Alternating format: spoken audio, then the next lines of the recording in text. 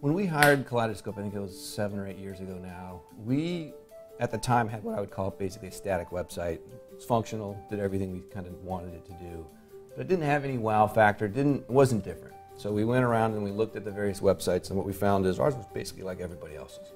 And so we went out and we tried to find somebody or a company that could accomplish a couple of objectives that we had. One objective was simply to be a little bit different. We wanted to have a little bit of a wow factor. Not too much, because we're still lawyers and we have to be professional, but we wanted to do something that separated us a little bit from the pack.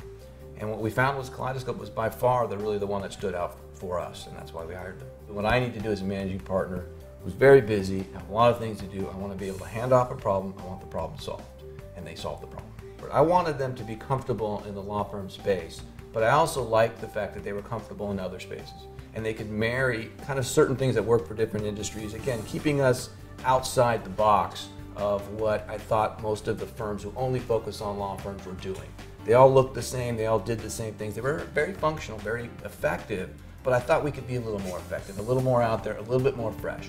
And by marrying those concepts, that was one of the things that really sold us for Kaleidoscope.